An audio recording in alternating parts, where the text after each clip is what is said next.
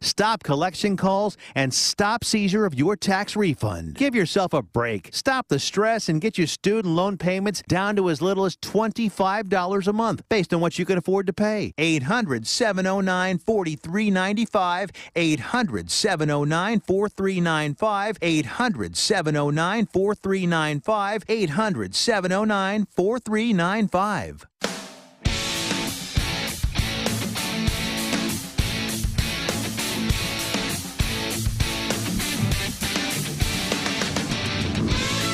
And the mic is unmuted. Finally. We'll get you unmuted there, too. It's Friday! It's Friday. And you know what's even better than that?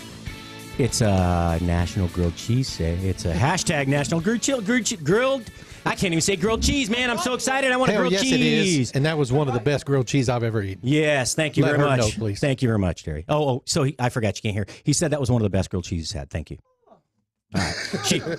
She basically used what was in her brother's pantry. So, so if y'all were listening yesterday, we had a couple of guests on. Derry O'Connor from Try This Dish Radio, and the founder of that company, the original. Were you the host of the podcast when it started? Yeah, okay. Original host. Yeah. And Sean Young, who also is the owner and founder of Skynet Radio. Yes. Okay, so basically our competitor, right? But no, not really. Look. Oh. We're all in the same field. There's a lot of cooperation in these young companies nowadays. Yes, absolutely. We need to help each other. We need to leverage our talents and our skill sets and our reach. Do you have a big reach? Because Well, I'm kind of working on that. Not yet. We're still, like I said, we're still baby. But yeah, I like people with like minds and people who are trying to change the industry. Because, like I said yesterday, when I called in, the industry has to change, and unfortunately, the big media companies don't get it. All right, so everybody, again, we're here in studio with Sean Young, and he's going to have to run in a few minutes because he's actually got to go to work. I forced him to come in. I know this is Casual Friday. I'm not wearing a chef coat. I think, it is what it is, right? It's Friday. I promise I'm not wearing the same jeans as yesterday, though. Swear, just swear. So when you talk about radio as it is today, let's talk about this real quick. Yeah. And we'll go back to grilled cheese later, folks. I love grilled. Man, I got to go through this recipe. I have one with brie cheese. Yeah, you were talking about that earlier. Man, I'm telling you, I made that on the air over at the other place that one time, and I ended up making like 17 or 20 of them. Oh, man. I ran out of bread. I went through 2.5 loaves of bread. Wow. All the cheese, all the butter, everything I had, and I had to go out and buy more greens. So, radio as it is today, look, terrestrial radio, although it still has a giant reach because everybody has a radio in their car. Absolutely. And it's an easy thing to do, just turn it on and kind of ignore it. It doesn't have the conversion rate. So it's very expensive to advertise on radio. Absolutely. Because you can't just buy one spot and you have to buy a program. Exactly. And wait, no. I hear myself. I was like, "Woo! Is that you? Is that your phone?" Yeah. I hear. So it was weird. I'm hearing my voice a couple seconds behind me, talking out in loud. I'm like, "What, man? Voices in my head again?" I thought I had that fixed, man. I thought I had that fixed. I paid a lot of money for that therapy. I'm just saying, and it wasn't food therapy. So, but doing it again. This is like it's like so. Terrestrial radio has a large reach because it's nationwide, it's worldwide, but it's limited based on how much you want to spend. Yes. Mm-hmm. So it's very expensive. I mean, it's very expensive. As you know, it's astronomical. Mm-hmm. And so for the new people and little people who don't have the budget for that, they need a platform to broadcast with. Mm-hmm. And here's the thing. A lot of new cars now are integrating apps, so you can put whatever radio, and you can download apps as well. Exactly. So if you don't have iHeartRadio in your car now, you may just have Pandora or whatever, right? Yeah. Most manufacturers have a set number of pre-programmed. Exactly. Yeah, and so I know like Dash Radio, which was the first platform we went up on. Scott Keenum founded that. DJ Ski, that they had struck a deal right before we went on with all the major manufacturers, including even the high-end stuff like Range Rover, Porsche, so on and so forth. But that didn't mean it was automatically programmed. It was in their database to download if you wanted to update your database. So, but that aside, everybody wants a take anywhere, go anywhere platform, which is why digital is great. Yes. And even satellite has limits. Exactly. Because if you're in Europe, you know, it's not necessarily the case that the same satellites that are going to broadcast certain shows here at a certain time aren't going to necessarily get the reach there because it's a line of sight thing. Exactly. They can't broadcast around the horizon. And those companies don't want to necessarily broadcast worldwide anyway. Yeah.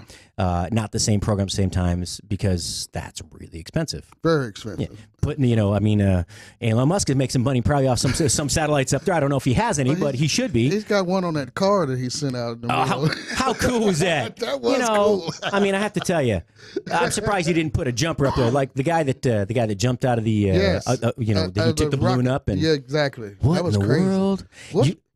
What kind of medication do you need to take not to do that? Well, I don't know. So, you know, Bill Cosby one time, and look, I don't do politics. I'm not judging anybody. He was a funny man. All right. Yeah. So Bill Cosby one time said, "Why do people drink and do drugs?" And he goes, and the other guy goes, "Well, because it enhances your personality." And Bill goes, "But what if you're an asshole?" Well, no, sorry, a-hole. I'm sorry. What if you're an ass? So I was like. I mean, I don't think he had to take any drug. I think the guy was just already a little cuckoo. Did you see that guy loses control for a minute, right? Yeah. When he's coming out, he's in a spin that he can't get out of. Yeah. It's scary. That's crazy. I watched that thing one time and I'm done. I know he comes out of it alive. I don't want to watch it again. I don't need to feel that fear. I'm not jumping out of nothing like that. You keep that to yourself. All pilots say, you know, to the guys that jump out and do, you know, they parachute down or whatever, skydiving, I don't know what to call it. So, because I don't really care. I don't care to do that. Why would you jump out of a perfectly good airplane? Well, you know, now I have to admit, that's something I do want to do. I did parasailing when I was in Asia. I really want to do it too. Just don't let the people know. Because as far as they know, I have a fear of heights. Not that I rock climb, you know, at all or anything like that. Don't let them know that either. I can't do that. Bungee jumping, no. Bungee jump is a little more scary for me, but rock climbing is not a problem. That's how I got over my fear of heights, actually. Is it? Now, you do this in a building or you get on the side of like said mountain? Both. I have much respect for you, but I won't be doing that. Yeah, just like I won't scuba dive either. Yeah, scuba diving. So I had a friend that died. No, he got the bend. So he'd been a diver. He wasn't like a really close friend, but a friend of the family, and he had been diving for 25 years.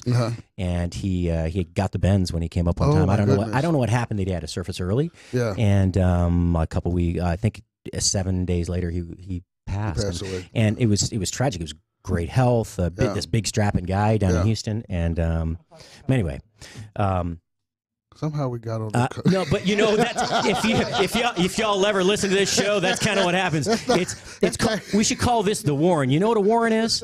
It's a covey of rabbits, right? It's the warren is with the den where they live. Yes. And so when I say down the rabbit hole, it doesn't usually come back to the surface until a couple of hours later, which. You know, good for you. You're leaving. You don't have to stay down underground in this mess of my mind. No, but back to we know that terrestrial radio is changing. It's got to change. Well, it's not going to change. It's changing because it's starting to their effectiveness is starting to diminish. Yes. Costs are rising. Yes. And look, back in the day, that was the most lucrative business you could have. It was. You know, look, man, one president got elected from Texas because he had a bunch of radio stations. Exactly. I mean, that's true. But you know, right now, it's the content. I mean, content is king. And like we were talking about yesterday, I have my daughter who is 27 and my stepdaughter who's 10. This is what they do. They all their content comes off their phone. Yep. I work in media, and my daughter will call me and tell me something I have no clue about. And I'm like, how does that work? I know. Well, you talk about, because they're constantly engaged. Yeah. They are. So my daughter, it's funny because I took her to the chiropractor. She was having real bad headaches.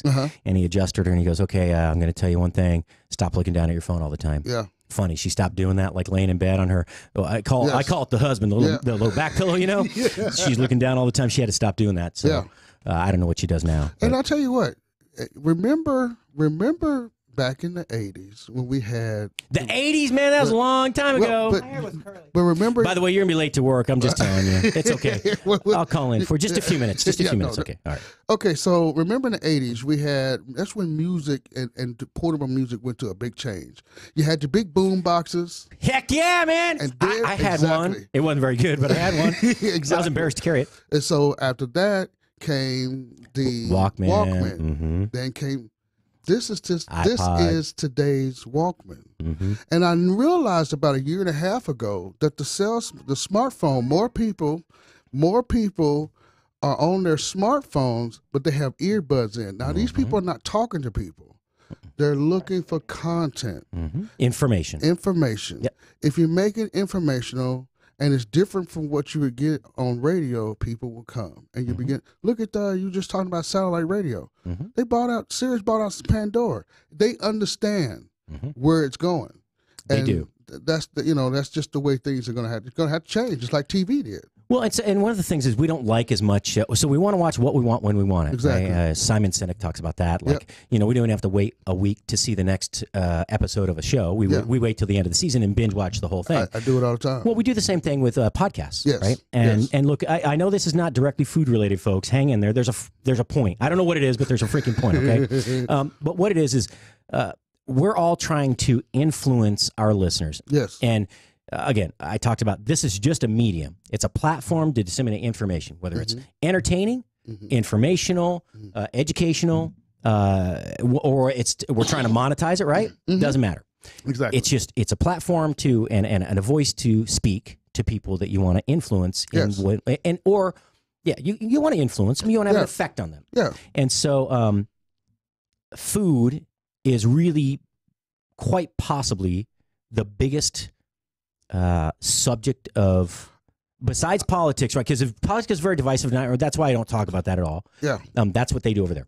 So, but food is really the largest common topic, the largest common denominator among all of us around the world. That's why I started Try This Radio, because I realized that everybody needed to do food. And I think that with the help of shows like mine, help of shows like yours, and various other shows out there, Pardon My Fork, I think what we have done. I love Andy. I love Andy. Andy's a great guy. He's a great guy. I didn't realize he's such a big guy because he's got that little meme that looks like a little scrawny white guy, and he's a big old boy, man, big beard. You got the World Food Championships and all that. Mike McLean. Mike McLeod, actually, he's going to be on Trey Chapman's show here pretty soon. Oh, nice.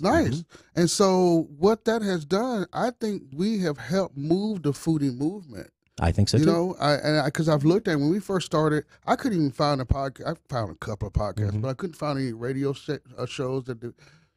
That's all changed. But like you said, and that's the common ground. No matter where you come from, what your background is, what color you are, the food is an equalizer. Everybody likes to eat, and I love that. So one of the things we have, one of the sound bites in between some of the imaging that we have, it's like Spoony. We're not solving the world's problems, but we're bringing people to the table. And that's true. That's the idea. The great equalizer is what we've always it is the great equalizer. So Mark Conway actually has a podcast called Family Meal, right? Yeah. And that's important both at home and in the restaurant industry because it's a way to bond. Yes. And here's the thing. Close ties, real meaningful relationships, they don't happen instantly. They don't. They're not formed in a moment of crisis. They aren't. They're not formed in a moment of need or joy. You know what they are? It's all those little tiny moments that you share. The little times when you get a little peek into somebody else's brain, their heart, their what drives them emotionally, and their connection to you and you to them. Yeah. And that's how those long lasting binding relations. And there's no easier way to do that than to sit down and break bread. Absolutely. Quick story. I just came back from the Philippines. My wife's from the Philippines. We stayed with her with her parents. And one of the requests was, will I fix steak? American style real steak, not what they call fake steak, which is basically pork chop. So I was in there cooking. I didn't know that. Yeah, I was in there because the beef is very expensive there, so they don't get to eat a lot of it. I was in the kitchen. I had a sous chef, which was her sister, who likes to cook, and we were just dancing and going on with the steak. It cleared. I mean, we had about 30 people there. I was cooking steak for an hour, and it just, but everybody loved it, and That's awesome. And I didn't even get any, but I love the fact the cook eats last. Yes, I love the fact that everybody enjoyed that. That felt good. And it's nice, isn't it? It is, and then showing someone how to do something that we bonded as a family. And you're correct. It was It was a great time. My favorite job ever was being a sushi chef. Yeah. You know, because you're a bartender, a confidant, a server, Yeah. a chef, Yeah. and a custom creator of culinary delights, Yes. right? And it was always my favorite thing when you'd have a regular customer come and say, you know, make me something I've never had before. Yes. Oh, yes. That was because in the kitchen, you don't always get to see that reaction, that smile on someone's Exactly. face. It's like they take that first bite and their eyes close and like they smile and they're like, damn, that's good. You know, and you don't always get that. You don't, the chefs sometimes get to walk out, but the average kitchen line cook, you know, Yeah. you grind it out and you might get to walk out and, goof around with the guys on the sushi bar for a few minutes or whatever kind of restaurant. Yeah. And then you got to go back in and grind it out again and close and scrub and clean. And, but you know, you don't have to be in a restaurant to do that. No. You know, everybody says, don't you miss working in a restaurant? Yes. But you know what? I'd much rather have the time to cook for the people I love Yeah. or that I care about or that I want to care about, I want to get to know. Exactly. Or just even some of the people, I don't have to know you to care about you, right? Exactly. All right. So Exactly. It's really nice to have that opportunity. And, It is. And that has no limitations. It There are is. no hours of limitations. Yeah. Restaurants are open finite hours, most of them. Yeah. You know, same reason I'm here. I can influence a lot more people in their dining experience, Exactly. their food habits, and what they get to, I mean, hopefully enlighten them on what they can try. Yeah, and I think one of the other things I wanted to do is I want to help people not be afraid of cooking. That, You know what I'm saying? Demystify the process. Yes, I mean because I started the first thing I ever cooked in my entire life was a cake. I was 4 years old because my mother was having a birthday and I didn't want her not to have a cake. Use an Easy Bake Oven. That was the first thing I ever cooked. My sister's Easy Bake Oven, baby. Vanilla cake with chocolate frosting. So she got me this cake mix. We made a cake and that was it. And I fell in love with cooking Very ever cool. since then. And I also think that if you learn how to cook, especially if you learn how to cook I just started or finishing up going to an online culinary school. So which one did you go through? Because we'll give them a plug. Stratford. Yeah, okay, yeah, I know Stratford, yeah. Stratford College, yeah. And they have a lot of different courses. Yeah, they have a lot of different courses. This particular course was good. Okay. I had to admit, I was like, when I first started, like, how many times you going to tell me about food safety? But I get it. You know, you have to learn that type You of do. stuff. Safety and sanitation, Yep. number one. Yep, that's number one. But I took it because I wanted to enhance the process. And one of the reasons why we started the show was to try to get people who are afraid to cook. Look, burn up something. I burned up well over $500 worth of steak just to see how to make steak the proper way. You know, that's what You know how many times I boiled carrots dry on the stove, folks? Oh man, I have boiled stuff dry. You start, or you know, you're like, damn it, the spaghetti again. You know, But anyway, I know you got to go. I don't want you to. I know. But I don't want you the next text you get to be you fired. Look, come over. You fired. But you can stay if you want. I really don't want you. I don't want any trouble. So I give you to the bottom of the hour. we got 7 minutes left. Yeah, in there. all right, Okay, cool. that'll work. Thank you very much. I really appreciate you. I really appreciate you doing this. I enjoy this.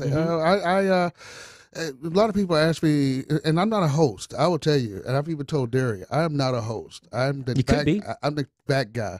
Well, I do enjoy talking on the radio, and I try to be a good host. But I like to have a conversation, and I love to have conversations that mean and matter to people. And that's, food. How can you mess up food? But like you're saying, messing up. Well, my daughter's mother. I play with you not. Burn water. I don't know how you burn a pot of water, but you and to this day she can't cook. You boil the water dry and you burn the pot. There's nothing worse than somebody scorches. You got an aluminum pot I'm telling you. So here's all you young restaurateurs, aspiring home cooks. Look, especially restaurants, buy stainless steel, because if you scorch the bottom of that aluminum pot, your food will forever taste bad. Yeah, forever. You can't fix that. That's true. Just spend the extra dollars, get a thick based, layered stainless steel. That bottom on the stainless, really nice heavy gauge stainless steel pot. It'll last you forever. We got one at Goodwill. Yeah, and I'm not gonna tell everybody, but there's a special day when they bring out the good stuff. Yep. I'm keeping that to myself. No, you could tell me. Well, no. I'll go to a different one than you do. It's okay. There's one right up here. You're a chef. See, that's what. Hey, man. Hey, chefs got to eat too, and we got a budget. We got a budget. And let me tell you, I got a tiny little budget.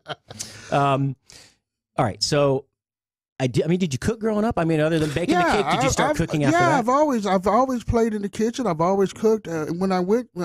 When I briefly worked in the IT field, I kind of got away from it. Mm-hmm. And of course, when I started in radio, I kind of got away from it. But cooking is my out, because you were talking about we don't do politics. I work in that environment, and it's so testy. It's been testy since.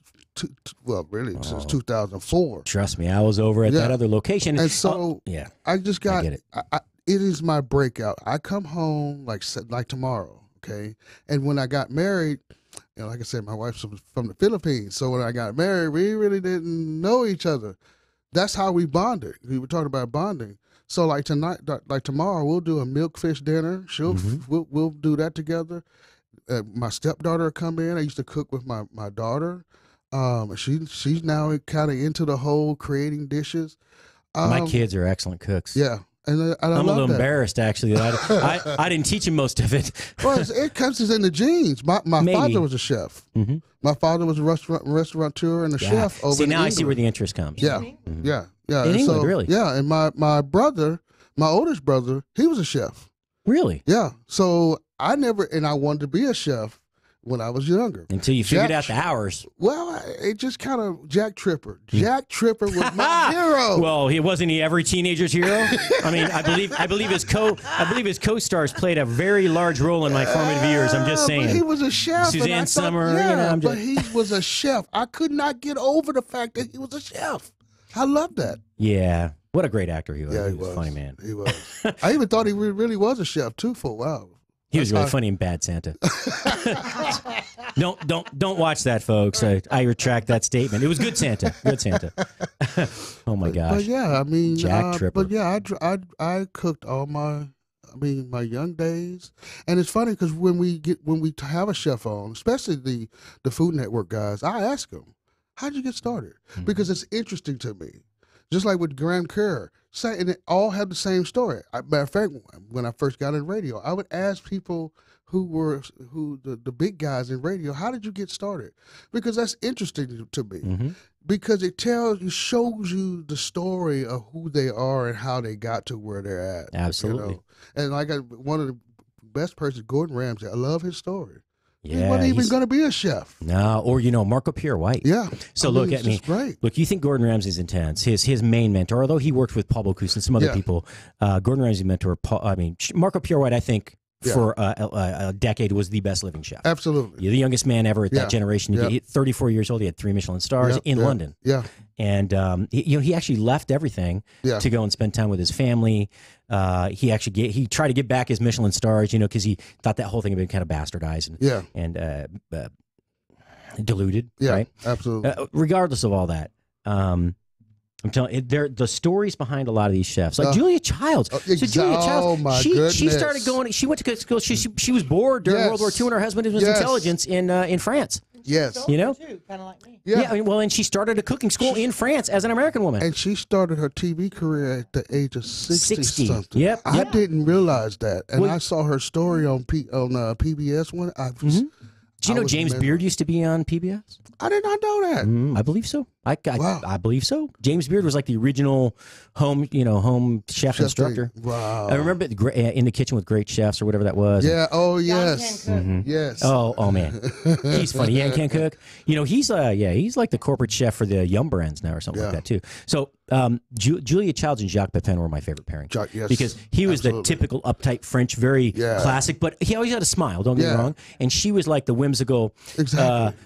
Glass for me and a glass for two for the pot and 3 for me. Dropping turkeys and chickens on the floor. I mean, that's classic. When she drops the omelet was the funniest thing. I'm telling you, with that woman, I loved her. When she, so the last time I really had a big cry, I think a real big cry, was the day she died. Yeah. That was a big one. loss. She was like 6'1". I met her up in Aspen a couple. Oh, really? Man. Yeah. Oh the Food my Wine goodness. Festival. Nice. I worked for Nobu up there. I was very fortunate in Colorado. I had some great mentors. But okay, we got like a minute left. So real quick, favorite dish to eat I'm gonna do like you do. Yes. Exactly. Favorite dish to prepare?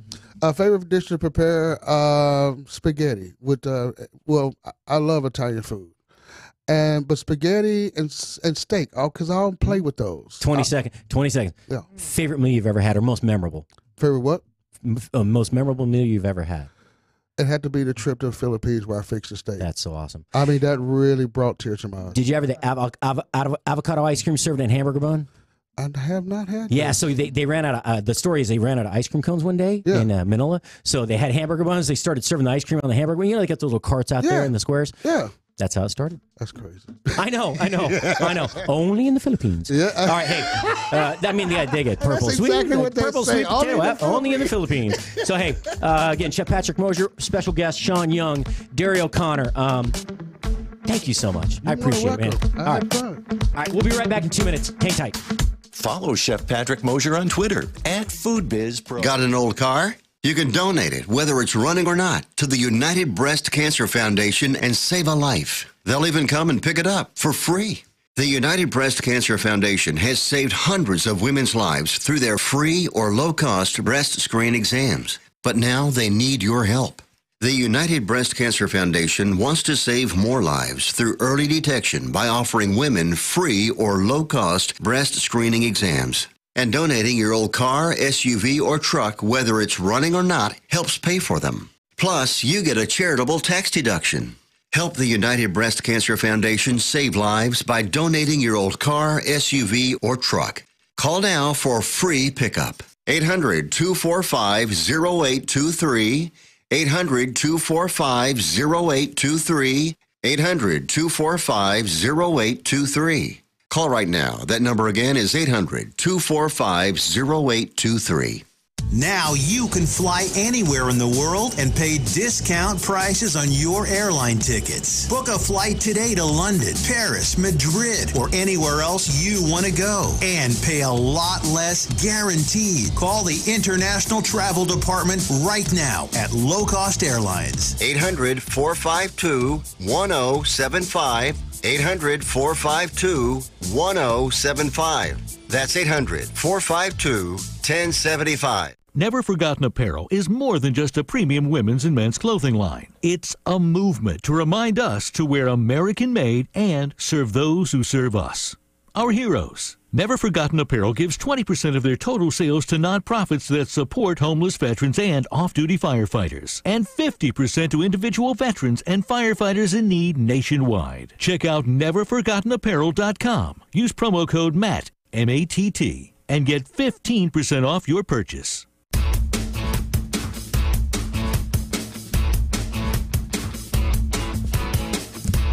And welcome back. Listeners, Chef Patrick Mosher here. That was fun. Sean's a very interesting guy. Has a pretty storied background. If you weren't listening, we had Sean Young. He is the founder of Skynet Radio. And also, he was the original host.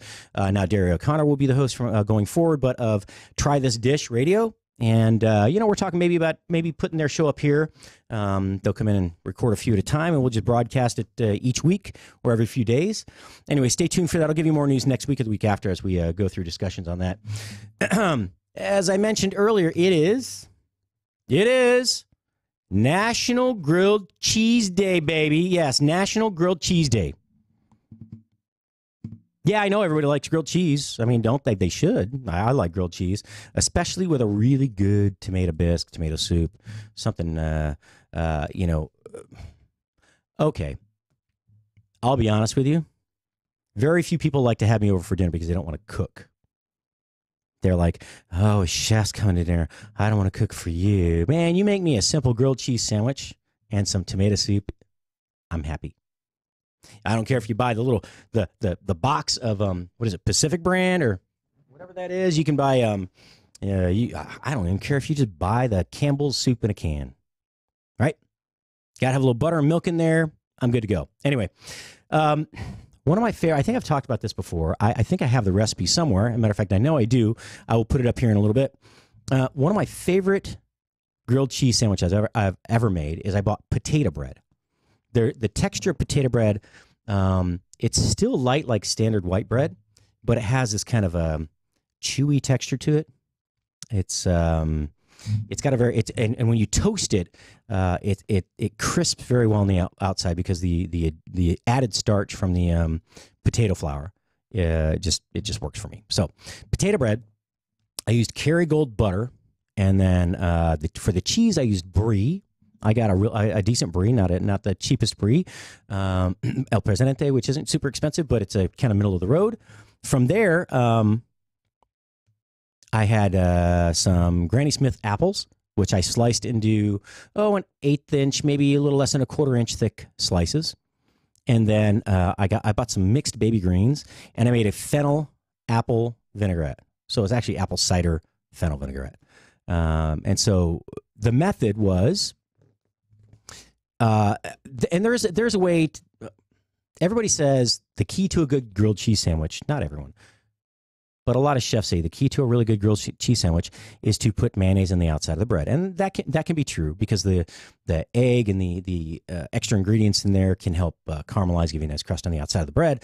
But if you just use potato bread and you use Kerrygold butter, which is a really nice rich Irish butter, you don't need it, and the butter should be no salt, right? Unsalted butter. So anyway, the way I do is over kind of a lower heat, melt the butter. While I'm doing that, bring 2 slices of bread over, and you toast one side. Now, you toast it, then you take that bread out. I mean, if you have a pan big enough for 4 slices, that's great. Take that out. Then put in the other 2 slices with the cheese on top. So what I do is take a brie, slice that into like 1/2 inch thick slices, layer that so it pretty much covers the bread, put them in the pan, and then when it's just about as brown as you want it to, I put it in the oven under a broiler, and that broiler's on the low broil. Put it on the lower shelf of the oven, right, the first rack from the bottom up. Leave it there. Leave the door open so you can see it so you don't burn it, because I guarantee you the minute you don't look, it's going to burn. While you're doing that, go over, slice the green apples. Typically, there's a really easy way to cut up a green apple or any apple, and that's to just cut straight down on the sides, and it gives you 4 kind of. It's as if you cut off 1/4 of the moon, right? You could cut off just a big slice of it. Now you take that, and instead of slicing long ways on that from top to bottom on those that section of the apple, I slice the other way, so you get shorter slices. And I just like arranging it that way better. So, and you get more consistent length. So, once the cheese starts to melt, then you remove the sandwich, remove the pan from the oven, put the slices of apple down, and set it back on the stovetop for a moment. Or you can take those out at that point. Actually, take them out, set them on the cutting board or whatever you're going to use to cut on. I put the other 2 pieces of bread back in the pan to warm the outside of the bread without putting it back in the oven. At that point, close the oven door, turn the broiler off, and then take the greens, throw them in a bowl, mix in your vinaigrette. You can use any kind of vinaigrette that's got some acid and fruit to it. It could be a raspberry vinaigrette. It could actually be a balsamic vinaigrette, something that has some fruit and acid. I worked for a family, primarily one gentleman, for a couple of years, and I had to make 1 to 2 dressings a day, every day, 6 days a week, for a couple of years. I wasn't allowed to repeat the same dressing for 90 days, right? So I did on occasion, and they were his favorites, though. And I learned to make a lot of dressings. The easiest way to make a homemade dressing is to take any fruit that you have, strawberries, raspberries, blueberries, blackberries, whatever, and core, or if you need to take the stem out, take that out and cut them up. Put them in, if you have a little handheld burr mixer, the little blenders, stick blender, put that in the cup that comes with that, right? And you're going to use about 1/4 to a 1/2 cup of whatever berry you have. If you use a 1/4 cup of berries, you're going to put in about a tablespoon to 2 tablespoons of honey, depending on the sweetness of the berry. And then you add your vinegar or acid. So in this case, if I have the same vinegar as the berry, like I might have a raspberry red wine vinegar, or if I have, I'm not sure if they make blueberry, but there are other flavored vinegars that would pair with that fruit or be the same flavor as the fruit. So go ahead and do that.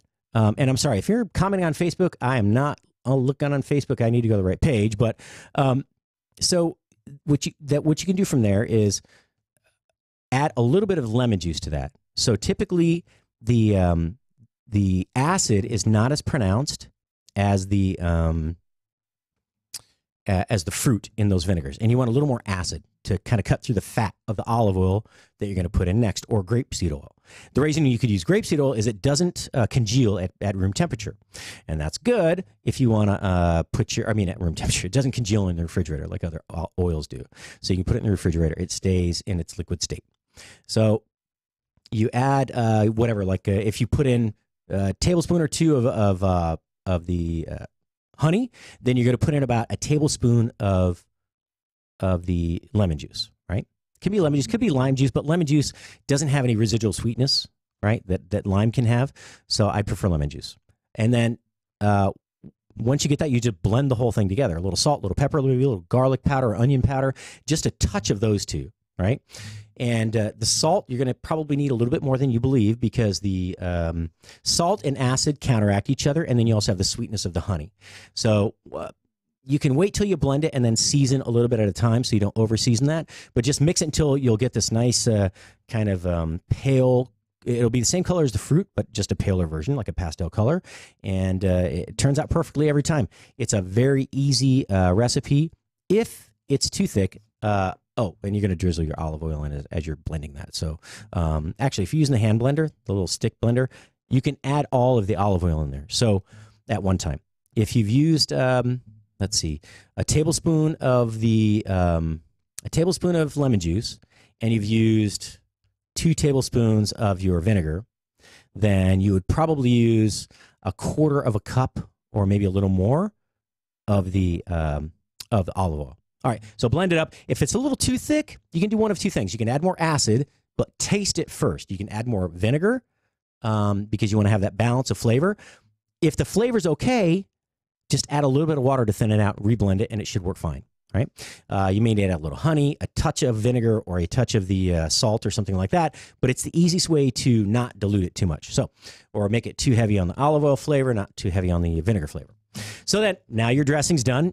You take your greens, put them in a bowl, put a couple of tablespoons of the dressing in there, mix it up, and then you distribute those among the sandwich bottoms that you have there so far, which now have the brie, the melted brie. They have the sliced Granny Smith apples on them. You now put the dressed greens on there. You take the 2 tops of the sandwiches out of the pan, put them on top, slice them, and it is ready to serve. And I'm telling you, if you pre-make the dressing ahead of time, which it'll last for 3 or 4 days in the fridge, probably up to 5, it's a super simple process. The only thing is trying to time the brie. And you could use any other cheese you want, but brie doesn't have the sharpness of cheddar. It doesn't have that kind of, there's a certain, almost a nutty flavor, a little bit of, there's an extra richness to I can't think of the cheese now. It's Fontina, right? But it has that great creaminess. It's kind of it's just a great overall juxtaposition, kind of an opposing richness, texture, flavor to the acid on the greens, the tartness of the apple, and then that kind of crisp, crunchy, crust you're going to get on the bread. It's one of my all-time favorites, and I'm sure I have that recipe somewhere because when Doc had a show at the other place, I remember tweeting that out. So I will find it, I will share it, and I hope you enjoy it because, after all, it's good. It's yummy. And that's National Grilled Cheese Day. Who doesn't like a grilled cheese sandwich? All right, sandwich. Let's see. What are the comments today? Richard, I played around with ice cream a time or two. Is that for my show? Now that would be a win. I don't know what they're commenting on, but because it won't let me see all of my comments. So, okay. The ice cream in the Philippines, yes. The avocado ice cream in the Philippines is actually unbelievable. It's awesome. I mean, it is so. I actually have some gelato in the fridge that is from Pregel USA or Pregel America. Pregel is a company that sells the bases for gelatos, and they do some other binders for other purposes, commercial and non-commercial, in the baking industry or the dessert industry. And we had their corporate chef in here. Sean was in here, and he brought 4 different gelatos, and the avocado was unbelievable. The richness from the oil you get from the avocado, it's slightly sweet almost from the cream. And what's interesting is you would think gelato would have a higher fat content than ice cream. It's actually lower. But it's the fact that the emulsification, the freezing process as well, it's churned constantly, and it's done at a higher temperature than ice cream is frozen at, and so that slow process kind of gives it that. It almost tastes like it's got that kind of gooey, caramelly texture to it that you would think, oh well, maybe this does have gelatin in it. Maybe that's where gelato comes from, but that's not true. Congelado, or I don't know how that's in Spanish, to congeal or to freeze, right? I don't know how you say it in Italian. It must be something close, but it means frozen, basically, gelato. So I have to get that out. Matter of fact, I may get that out during the break, and I may have to partake in some of that during the next segment. Oh, ice cream, yes, ice cream. But in the Philippines, again, they serve it on a hamburger bun. It was the oddest thing I'd ever seen. It was actually good, though. You know, think about I love ice cream cones. I love sugar cones, especially, or waffle cones are okay, but I like the sugar cones better. The darker, old style. We used to get them on your little drumstick ice cream cone. I really like those. I like the crispness. I like they're not too sweet, but they're sweet enough to kind of be like a cookie you're eating with the ice cream. But it was weird because the hamburger buns, are just standard old hamburger buns. They don't really have that. If you buy the cheap hamburger buns like the store brand in the U.S., it kind of has that crust that flakes off, on the top and on the top side of the bun, especially. It tends to, if you handle them too much, it just kind of falls off. You end up with, instead of having that brown baked top, it's the white underneath. They don't have. It's not that way. They're a little more moist, and you kind of squish them together, and it was pretty darn good, I have to say. I enjoyed it. So. Oh, let's see. Ice cream. So, Stephen Alves, I think we may have made it exactly once when I was a little kid. So, Stephen, are you talking about ice cream, or did you make? Let's see. Yeah, I mean, bought it and doctored it. Yeah, all the time, but making it from scratch just once. That's cool. Chef, if you can get clear back to the start, I put in a request for a drink pairing with grilled cheese. Here we go. We determined maybe a Bloody Mary, but I think we need input. Okay, actually, that's a great question. What do you pair as a drink with a grilled cheese? All right, so the easiest answer is anything with bubbles because it goes with everything, whether it's beer, champagne, it doesn't matter. You could actually pair a nice crisp white wine with that, something like not quite a Chablis, but an unoaked Chardonnay or a Pinot. It's going to have a little sweetness to it, but it's got that acid to kind of cut through the fat, the butter, the cheese, anything that would pair well with any wine anyway, that would pair well with the flavor of the dressing. But I think Bloody Mary, because, tomato and grilled cheese just really go together. It's the natural acid in the tomato, even if it's a creamy tomato soup or bisque. That with maybe, especially if it's like a tomato basil, that basil has that kind of palate cleansing aroma and flavor. It's very clean. It's very fresh. So that would pair well, I think, as a Bloody Mary. So if you took a Bloody Mary, you could do something like a basil-infused vodka and make a Bloody Mary from that. Maybe the garnishes could somehow enhance or influence the flavor of the Bloody Mary. So depending on how you mix it. Now, having a little spice in the Bloody Mary is going to be good as well, because now you have the spice from the Bloody Mary, the tomato, the acid to kind of cut through the richness of the sandwich itself. You have all the layers of flavors in the sandwich, and then that heat is going to kind of be from the Bloody Mary. That creaminess, the cheese, the butter, the bread is going to kind of quell the heat in the mouth. So I think that's great, actually. I don't know what other drink would pair with a grilled cheese. Bloody Mary sounds the best, but I do not know what other drinks there will be, but have some sort of spice or herb. There you go, spice or herb. And that's the thing.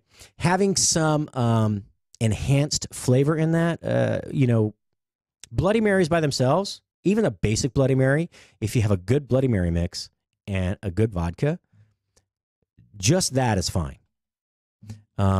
But if you can concoct your own recipe, right? You ever notice how proud are people when they present you with their own recipe? Hey, I came up with this drink. Come check it out. I was playing around. I did this. And we'll talk to Cheryl Heisler about that in a little while here when she comes on for Mixed Metaphors in about an hour. But, I mean, how fantastic is that when you can actually present something that you've created yourself?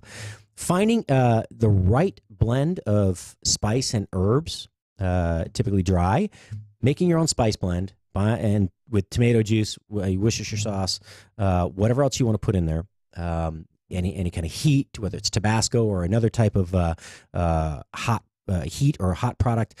Okay, heat. Salsa or hot sauce that you want to add to the dish or to the base. That's up to you, right? You know what? Actually, that ghost chili salsa that was sent in, that was actually really good. I was very surprised. I thought it would be much hotter than that. Really mild. I mean, it wasn't as hot as habanero even. It was a little hotter than jalapeno, somewhere in between. But something like that would be good. That has a little sweetness in it, though. And one thing is, there's already sweetness in the sandwich from the dressing, from the apples, and then having too much sweetness in the Bloody Mary probably wouldn't work. So if you use a fruit-flavored vodka, I don't think that's the best choice. It's not palate cleansing that way. You want something that's got the kick of the vodka. It's got the palate cleansing ability of the either an herbaceous note to it or the tomato itself, and you don't really need to do much more to it. I mean, pick your favorite mix and use that. So. Oh, here you go. So Stephen L. says, very true. I always get excited when I come up with a good cocktail on my own. And that's true. I mean, when I take a classic dish, coq au vin, chicken braised in red wine and veal stock or something, anything like that, a classic dish, and I think of a way to tweak it. I love it. I absolutely love it. Like Nobu, I worked for Nobu for a while, and I was talking to my friend Jeffrey Klein, my business partner, and we were talking about, there's a very famous dish he does. It's black cod in miso. And black cod is actually sable fish. It comes from the far reaches of the northern Pacific Ocean, way off the coast of the Pacific Northwest. I guess you can catch it in closer, but typically that's where they catch it. And it's a round fish. So it's a long, maybe a 2 to 3 foot long fish that's about 6 inches across. And the flesh is very thick on either side with a very thin center structure, a bone structure. So if you, Travis says, with the grilled cheese you gave the recipe for, I'd probably go with a citrusy IPA. That's not a bad one. As long as it's not too sweet, not like one of those juicy IPAs like I was drinking earlier on Beer for Breakfast with Matt, but not one, again, that's too sweet. There you go. I drink beer with everything, though, so I might be biased. Actually, Travis, that's a good point. Bubbles go with everything. The reason is they're palate cleansing. They don't just cleanse the palate; they open up the palate because the bubbles, the way that they work on the taste buds, they kind of make everything palatable. Again, as long as the beer or the sparkling wine or champagne, whatever it may be, isn't too heavily flavored in one direction. You don't want a fruit flavored something. You don't want something too sweet. It can be drier. That's fine. But you don't want something too sweet, too tart. And those juicy IPAs, those hazy IPAs, the East Coast style IPA or Northeastern IPA, whatever they call them, they don't really taste like an IPA to me, except for that slight hoppy finish at the end.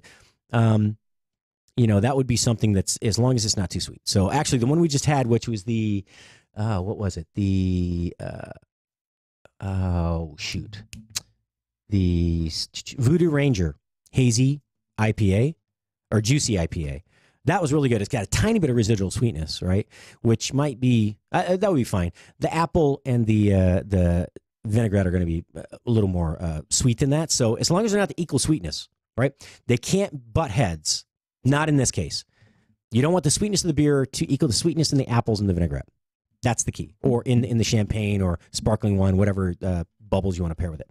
So back to what I was talking about. So Nobu has this great, very famous dish called Saikyo miso. And Saikyo miso is the sauce, but it's miso, black cod and miso.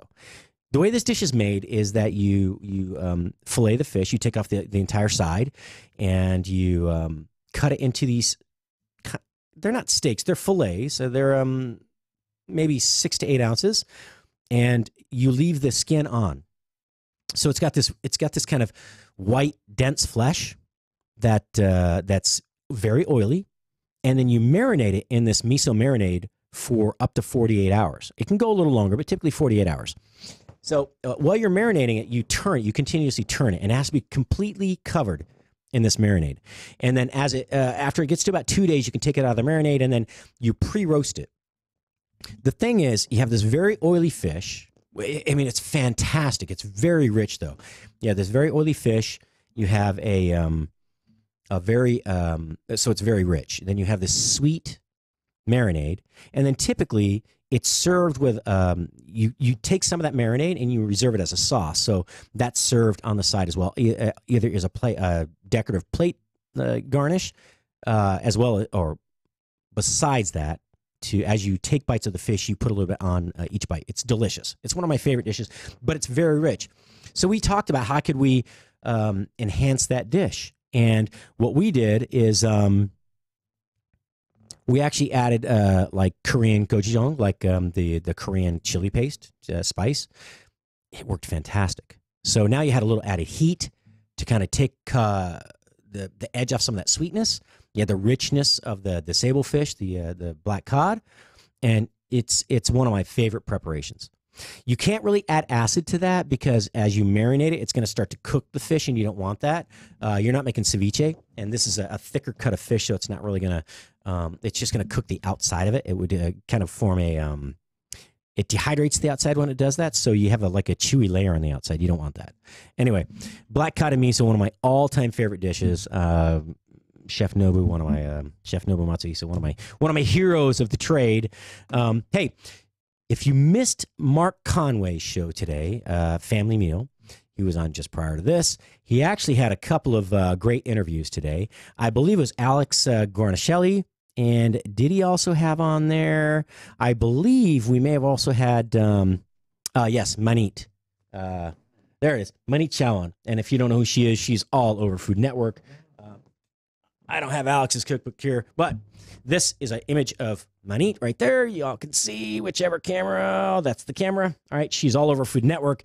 She's often a judge on Chopped and all the other shows. So we were at the Mohegan Sun Wine and Food Festival, and it was fantastic. We had such a good time. That was about 2 months ago, and we actually kind of cornered a few of the chefs that were there, the celebrity chefs, and not only that, we actually went into the VIP area right next to the stage, and I just had headphones on. I had the recording device. Mark had his Star Wars jacket on, all decked out with his new pink Nikes, or whatever brand of I think it might have been, I don't know, Nike's, Under Armour, I don't know, but we walked in and he said, "Hey, would you do an interview?" And we had press passes, so yes, she did a quite extended interview. And for Manit, I went up, bought the book, and had her sign it. And I said, "Hey, by the way, would you do an interview with Spoony Radio?" She said, "Absolutely." One of the sweetest people I've ever met in the industry. I'm telling you, they did this tasting event the next night where there was Bobby Flay, Govind Armstrong, a friend of mine, and Jeffrey out of Florida. He might be in California working now. He had a place over there for a while. Who else was there? Chef Plum was there he's out of Virginia, but he works up in the Connecticut area now. We had, let's see, Bobby Flay, Manit. There was Aaron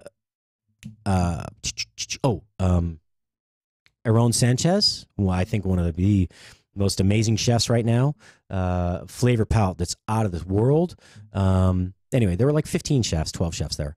And it's not really a competition, so to speak, but they all take a lot of pride in what they do, and everybody wants to impress the crowd.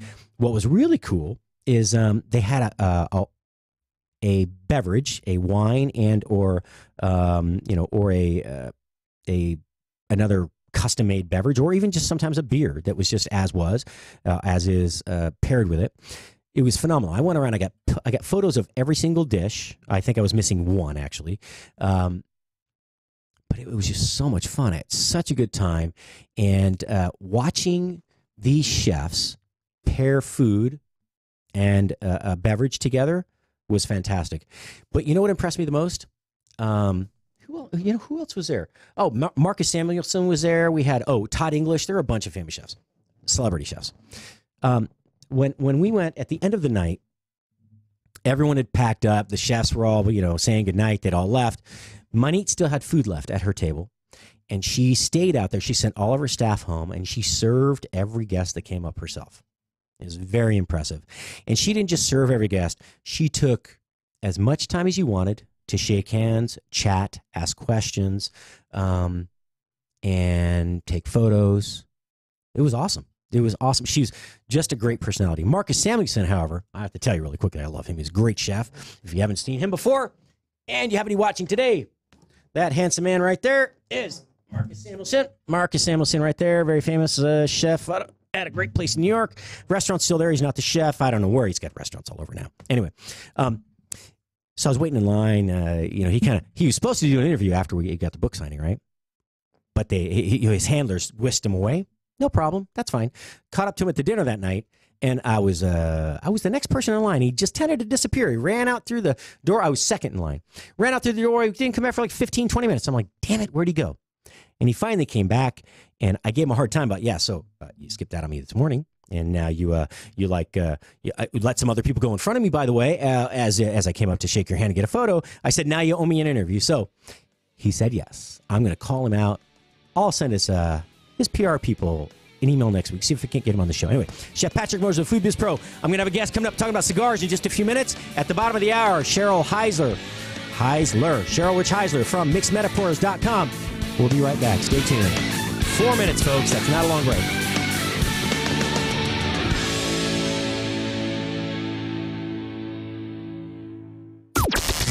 This is the only 24-hour take-anywhere platform dedicated to food and fun. We're Spoony. News this hour from townhall.com. I'm John Scott. A Texas senator is warning of an ongoing crisis along the border with Mexico. Capitol Hill correspondent Bob Agnew reports. It was then President Obama who declared the situation a humanitarian crisis when in June of 2014, more than 66,000 individuals were encountered along the border. Something Senator John Cornyn says seemed like a staggering number at the time. But it pales into comparison to what we are seeing now. 103,000 people caught trying to illegally cross last month. So whether politicians call it a crisis or an emergency, Cornyn says the entire system is breaking. Cornyn defending the president's efforts to build a wall on the U.S.-Mexico border. Bob Agnew reporting. Wyoming Congresswoman Liz Cheney says comments by Elon Omar that some people did something on 9/11 are abhorrent. There's no justification or defense, in my view, possible for what Congresswoman Omar said. I think that it's wrong, and I think it's shameful that Congresswoman Ocasio-Cortez is protecting her. The Minnesota Democrat made the comments during an address to a Muslim civil rights group. She says they were taken out of context. Cheney tells the Salem Radio Network that Omar should be stripped of her assignment on the Foreign Affairs Committee. Also at townhall.com, Australian WikiLeaks founder Julian Assange is in a UK prison awaiting a verdict on whether he will be extradited to the U.S. A lawyer specializing in business crime, Michael O'Kane, says he believes a Swedish extradition request for Assange could trump a U.S. one. My best guess is that the Swedish request, if it comes in, would take priority, not simply because it's under the European arrest warrant framework, but because it was the request that was put in first. Britain's opposition party leader is strongly against any extradition. On Wall Street, the Dow is ahead 250 points. The NASDAQ is up 28. More on these stories at townhall.com. Take the pain out of ordering your diabetic testing supplies with Diathrive. Diathrive ships the testing supplies you need directly to you when you need them. Best of all, with plans starting as low as $8 a month, Diathrive is probably going to cost you less than what you're paying today. Diathrive is so convinced that you'll love their service, they're offering your first month of supplies free. Simply type the code DOC, D-O-C, at checkout. Diathrive.com. That's D-I-A, thrive.com. Have you done it? You catch a glimpse of yourself in the mirror? I'm one of those people you don't want to see naked. Yeah, most of us. But I mean, you look and you're going, what the? I know. How did I get to whatever? Yeah. Oh, it's horrible. Hey there, it's Doc Thompson and Brad Staggs to tell you about a different way to shed those pounds. This is brand new tech. It's only been around for a couple of years or so. It was based on research from the University of California that said there's a molecule called OEA that's found naturally in your body. It produces it in the Mediterranean diet, that when taken in concentrated amounts, it will actually make you feel fuller and boost your metabolism. I've lost about 10 pounds so far. It's amazing. It Now, really is cool. A company said, we can take this to market and make this great product that'll help you. It's called RiduZone, RIDUZone.com, RIDUZone.com. It's Brad's worked. It's worked for Brad's, worked for me, countless other people. Go to RiduZone.com and try today. You're going to love it. RiduZone.com. Remember that, RIDUZone.com. Are you tired of high cable TV rates? Sign up for Dish today and get a $500 bonus offer while supplies last. Plus, lock in your price for 2 years guaranteed. Call All American Dish, your Dish authorized retailer now. 800-570-6630. 800-570-6630. That's 800-570-6630. Offers require credit qualification, 24-month commitment, early termination fee, and e-auto pay. Restrictions apply. Call for details.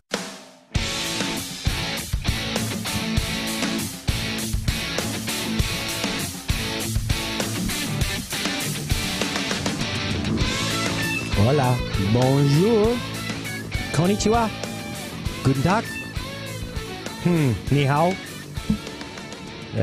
buenos dias, I think that's about it. I don't know. Close enough anyway. Good day, good afternoon. Happy Friday. I'm happy it's Friday.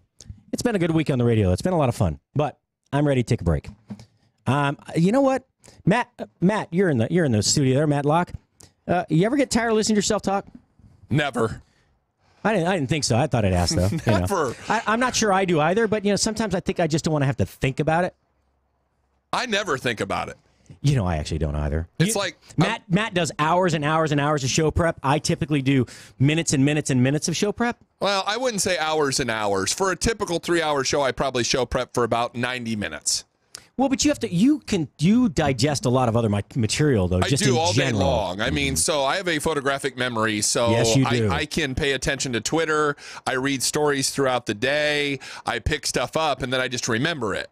And so, what's really cool is I was like, I thought he's full of whatever. And but he never. It's funny. He makes all these notes. He has all these pages. He does refer to like what his next story is going to be or what he's going to talk about as his next topic. He never has to go back and look up a website. He knows it by heart. The people involved, the storyline, all of it. It's incredible. It's a weird. It's kind of a gift and kind of a curse. Because I can remember things I don't want to remember. Well, at what point is your brain going to get full? So every new thing you remember, we have a lot of room. We only use a small percentage. I can tell you, as I've aged, my memory in my brain, I've started forgetting things now. Yeah, that I never used to. I joke that I joke all the time. For every new thing I learn, I have to let one thing go. So I have to decide whether or not I really retain that information. Just use it right now and let it go forever. Right. So we're waiting on our cigar guy. We're gonna usher Rob in here as soon as he hits the studio. Because what goes better with funnel cakes than cigars? Did you see this? Yes. Whose is that? I don't know. Hey folks, so here's a cool thing. You can buy like the Bisquick, you can buy the pancakes, Aunt Jemima pancakes in a little container. You shake them up, you pour them in the pan, you cook. They're great for camping. You need a bell. Ding. Yeah, I do. You're right. Yeah, you need an egg timer. Go ahead. But they have funnel cakes now. I've never seen this before. But what a cool treat to make with you. I know you don't like sweets. I don't. I watch them make that, and it makes me cringe as much of the powdered sugar they lay on that thing. But my wife loves funnel cakes from the fair. You're the only one I know that doesn't love funnel cake from the fair. I don't like funnel cakes. No, I get. Well, you just don't like sweets. No, at all. But Indian fry bread. Do you ever Indian fry bread in Arizona? It's like basically it's bread dough that they let rise, and then they stretch it out and they fry it, and it's like fried bread dough. It's awesome, but a lot of times it's with powdered sugar or honey. But a lot of places they make it savory. They'll put refried beans and lettuce. They make it almost like a tortilla, like a tostada. Yeah, right? Yeah, same thing. Mm-hmm. Yeah, it's actually pretty good. That actually, I would eat it that way. Yep. I would eat fried bread with lettuce and hamburger and sour cream or whatever you would make a taco out of. Do you eat tomatoes? I love tomatoes. Okay. I love tomatoes. Big fan. You know, I think it's what George Carlin once said, and I can't eat tomatoes. It's like you look in there, it's like the little embryos are looking back at you. The seeds, he just couldn't handle the seeds. Now, see, my grandfather had a 2-acre garden, and I would go over and I'd pick the tomatoes right off the vine. Oh, man, there's and I would nothing eat them, better. Oh, I'd eat them right out of the garden. I love tomatoes. And I know that you don't like sweets, but to counterbalance, if you have really acidic tomatoes, to counterbalance that, my mother would let the tomatoes cool. And because she did not like to bake in the summertime, we did not have AC in the house in upstate New York, and so she would take the tomatoes, cool them down a little bit, slice them, and then sprinkle just a dusting of sugar on there because it counteracted the acid. But actually, it was like a dessert. It was awesome. Now, see, I would always go out to the garden with a salt shaker on my tomatoes. Oh yeah, I wanted salt on my tomatoes. Really? Oh yeah, that's how I eat my tomatoes. And my salt my on your grandma, tomatoes? I'm joking. I like fried green tomatoes. Oh, that's one of my all-time favorite appetizers, fried green tomatoes. Love it. Man, and we talked about, I know you don't like blue cheese dressing. But I like crumbles. Yes, well, you can take, but if you make like a blue cheese dressing with a lot of crumbles as well, I'm telling you, it is phenomenal. As a matter of fact, I learned that from Janelle Witt, who was on the show last week. She won Hell's Kitchen. Very nice. She did that at Corner Table. I may have enhanced the tomato. No, I'm just joking. It was awesome. It was an awesome dish. And there's a place in Steiner Ranch Steakhouse in Austin that does a similar dish, but they actually take and they use jumbo lump crab meat on it, and then they use the blue oh no, cheese dressing. that would be jumbo crab meat. Whew. Yeah, so they make so it becomes like that becomes the base, like the bread, so to speak, to eat the crab meat on. It's phenomenal. It's really good. That sounds really good, my friend. And they use a couple of flavor, one spicy aioli and one citrus. It's really good. Get after it. I'm going to find our guy, I think. All right, good deal. So I'm finally sharing it to my Facebook page. So hashtag listener starve, have mixed metaphors, and we're talking about some cigars. I don't know what that is. Hashtag, let's just do a hashtag sometimes, because this was sometimes a cigar is just a cigar. And if you don't know what that means, look it up. It's a quote by Sigmund Freud. Yes, a sick son of a gun, but, he really did, yeah, he was a sick son of a gun. Sorry. I know he created what we now call modern day psychology, but, no. Sometimes, I make sure, sometimes a cigar is just a cigar. There we go. All right. So, wow, I actually posted it to my timeline? All right. To my timeline? Is it my timeline? It better be to my timeline and not to back to Spoony again, because I'll be really upset. Dun, dun, dun, dun, dun. All right, I think it's going to my timeline. It's supposed to be. Woo! Well, we'll see if it pops up again at the top. So, again, this is something really cool. I just saw. I'd never seen this before. Relax. No good tomatoes until end of July in upstate New York. Yeah, that's right, because it's pretty cold right now. I know the ice is off the lake, but it's pretty cool up there right now. Kinsey Rich and the grilled cheese to go with it, too. Sounds pretty good. Oh, now somebody wants a Bloody Mary we were talking about earlier, and the grilled cheese to go with it, too. Yes, Kinsey, sounds good. Travis says, now I want a tomato sandwich. Me, too. My mother used to like onion sandwiches. Just onion, sliced thinly, and so a little bit of mayonnaise. Salt and pepper. That was the whole thing. I've had them. They're okay. I mean, I like the flavor of onion. I don't like that much onion at one time. It just doesn't do it for me. So anyway, I thought this was really cool. Everyone's always looking for something fun to do with the children. When I was a kid, it was Jiffy Pop popcorn.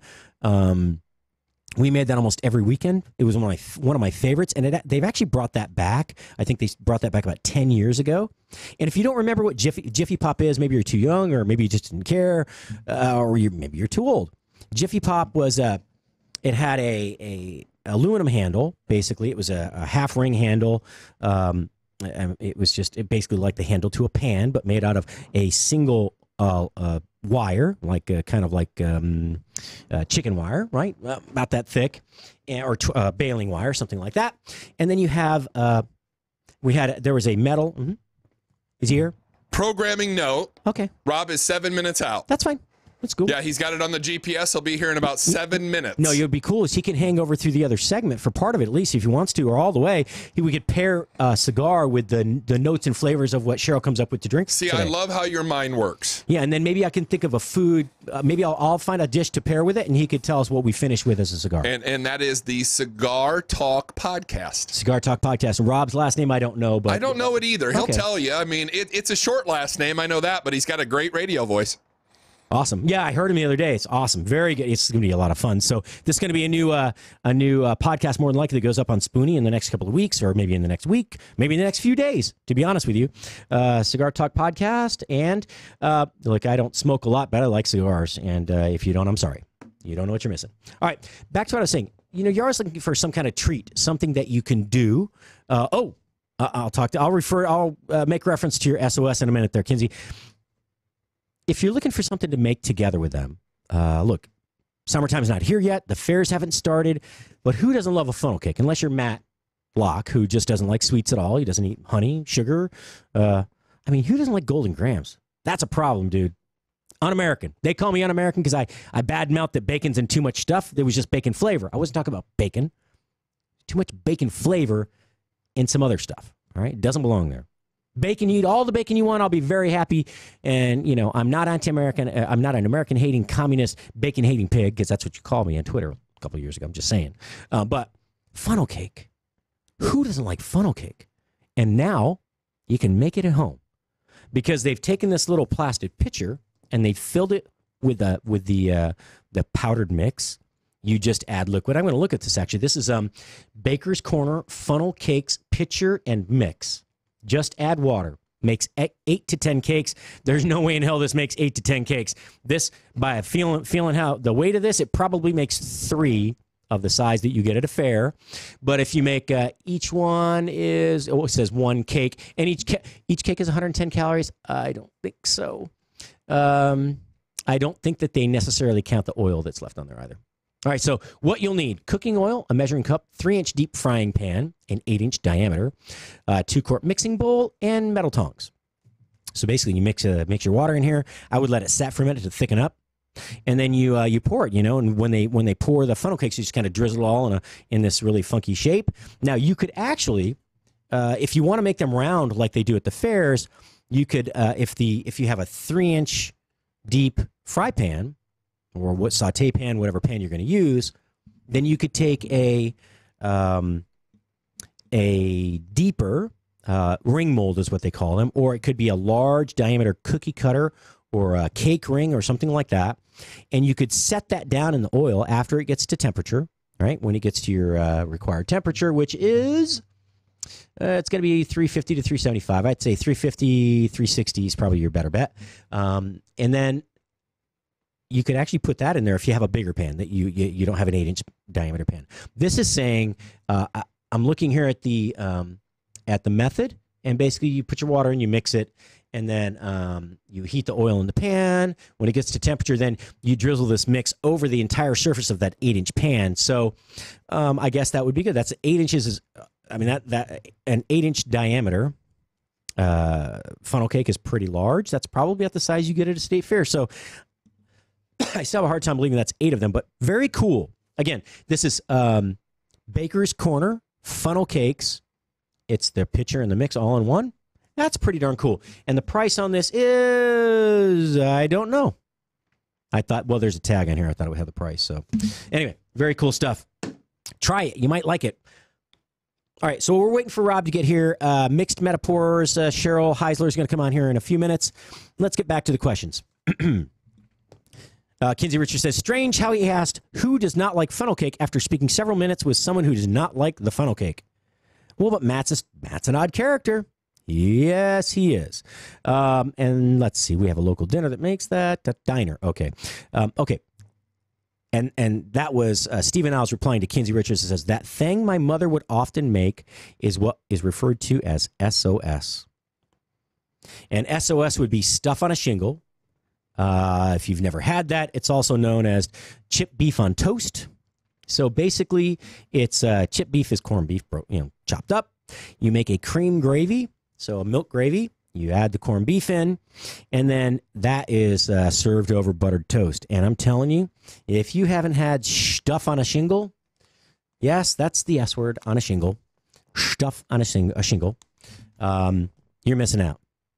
It's a I wouldn't say an icon. Yeah, it is kind of an iconic American, blue collar meal. It was one of my favorites as a kid. My mom used to make it all the time. Douglas Gamir says, that's Pat, I'm sure speaking. Matt is twisted and wrong. Amen to that one. Not just because of the funnel cake. A little bit loose up there. All right, so farmers market should be starting soon. Man, do me a favor. Would you please do me a favor? Listeners out there, if you've shared I have a lot of shares today. There's like 9 shares today, which is fantastic. But for some reason, people aren't engaging. I don't know. I've gotten fewer views in the last 10 days than I think I've had overall in the podcast, which is fine. That's okay. That's okay. Because I have to tell you, Dr. Kenneth Brown's show, one of his shows had twice as many views as mine, right? And I still had more listening. I had twice as many listening minutes, which was awesome.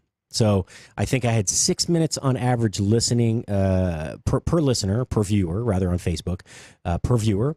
And I think they had 2 minutes, 46 seconds or something, which tells me that you're staying engaged, and I appreciate that. So I don't care if there are 10,000 people watching or 10 people watching.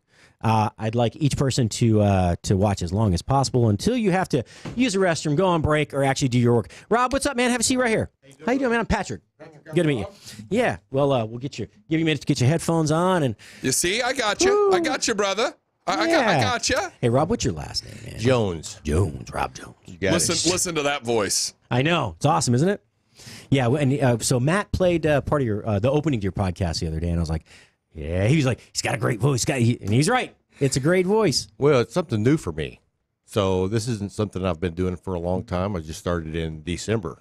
Well, I've been doing it 1 day a week on the radio for a couple of years, but it was like 30 minutes, 20 minutes, depending on how long Doc could have me on the show and how hungry he was, maybe cook. But, I've been doing this, since September? I think we've been live pretty much. So we met up with you guys obviously last April. So this has been a year in the works, but we've been live with Spoony. You in August, we went September, I think? Yeah, roughly September. Yeah. So it's been what, 7-8 months? Yeah, but I'm doing 2 hours a day now, 5 days a week live, which is fun. And which is fantastic, by the way. I haven't dropped too much. I haven't really screwed up too much. I did say the A and the H together. Well, you were drinking on the cartel earlier. Dude, that's what we do on Friday. That's what we do on Fridays. I noticed I walk in, someone's drinking. I didn't get offered a drink. Yeah, you know what? Would you? So we got a couple different things you can have. We got all sorts of whiskey over there. What would you like? We have a juicy. Oh, we actually have an IPA, a juicy IPA that's like an East Coast style. I'll try it. It's from Voodoo Ranger from Voodoo Ranger. So Voodoo Ranger is made by the New Belgium brewery, which is they make their most famous beer. I think is Fat Tire. Oh, up in I've Fort had Collins. Fat Tire, yeah. So they came out with the original Voodoo Ranger, which was just the, Imperial IPA. People loved it. So then they came up with they did a release, which was like a double IPA for a while. And then they have 3 that are year round. The Juicy IPA, the Imperial IPA, and they have a third one. And then they do seasonal releases as well. So they have a black IPA. I forget the other one. I had it up here a little while ago on the website. But you know what? I haven't drank since then, so that's the problem. That is the problem. Yes, Matt, bring 2.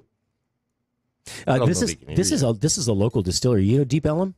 Oh yeah, yeah. I used to live in Louisville. We used to go down to Deep Ellum a couple of times a weekend. It's a very cool area of Dallas, and I've never really been there. I mean, I've been there one time, but I haven't spent a lot of time. But it's So you haven't been down there on the weekends at night? One time. Oh man, about a year and a half ago. Yeah, actually, it wasn't a weekend; it was a weeknight because I was on Doc's show the next morning over at the other place. I haven't been in 30 years. 30 years ago, man, it was something. Well, it's pretty cool now. I mean, they got all sorts of live music and venues, and it's a little more hipster than it used to be, though. It's not as raw and rough as it used to be. Yeah. Rugged. It used to be rough and rugged. Yeah, but so it was cool, man. How many good, cool live bands have come out of there? And lots of cool bands, and I know me and my boys, we got kicked out of a lot of bars. Did you? Oh yeah, yeah. For we're kissing too many other boys. No, I'm just joking. You know what I'm talking about. I'm joking. Well, I mean, come on, it's the opposite of that. Come on, drinking and being rowdy. I get it. Yeah, it was good times, a lot of booze, playing pool, Nice. And I remember just a lot of freaky people down there. Yeah, it was kind of like the people that even Austin didn't want. Yeah, I think they all moved down there. Austin's not so weird anymore. What? I hear no, and it's not the. Did you know that Houston is now the hippest city in Texas? It's 2 years in a row I left there 7 years ago. Did you go? So I'd been there for 18 years. I'm up here now, of course, but yeah, it's. I'm telling you, the dining scene in Houston is not just barbecue and Mexican anymore. They got all sorts of stuff, man. It's unbelievable. Woohoo! Look here. Thank you. Oh, thanks, Monsignor. So yeah, this is the Voodoo Ranger Juicy IPA, and we were having sex in a canoe earlier. That's the beer we opened with.